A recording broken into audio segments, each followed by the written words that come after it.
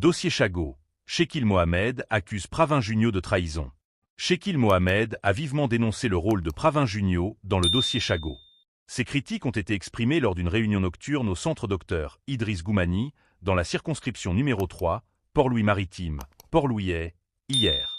Il a affirmé que le Premier ministre a bradé les intérêts mauriciens en transformant les locataires des Chagots en propriétaires pour une durée de 99 ans. Pour lui, les récents développements sur le dossier Chagot sont particulièrement préoccupants. Le député du Parti travailliste a également évoqué des allégations selon lesquelles le Premier ministre aurait partagé des informations confidentielles sur les dates clés des élections à Maurice avec le gouvernement britannique. Pravin Junio a informé le gouvernement britannique de la date à laquelle il allait dissoudre le Parlement, a-t-il ajouté. Shekil Mohamed a mentionné avoir visionné une interview de Sir Richard Powell sur Channel 4. Lors de cet entretien, ce dernier a laissé entendre qu'un accord avait été conclu avec le Premier ministre mauricien pour régler la question des Chagots avant les élections générales. Pour Shekil Mohamed, cela constitue une grave violation de la prérogative du Premier ministre. Il a rappelé que la dissolution du Parlement relève exclusivement du chef du gouvernement. Cette information ne devrait en aucun cas être partagée avec une puissance étrangère.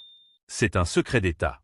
En révélant cela à un pays étranger, Pravin Junio a manqué à ses devoirs et a trahi son rôle de Premier ministre, a-t-il fait ressortir.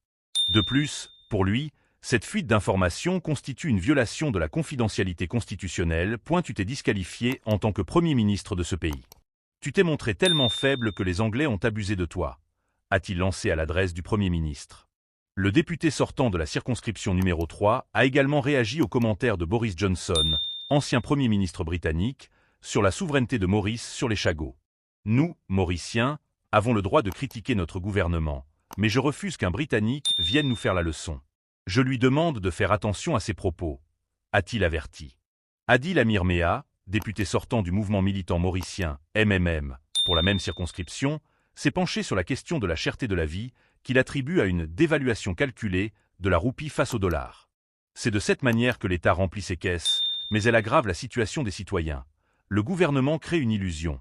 Il vous donne de l'argent dans la poche gauche pour le reprendre dans la poche droite.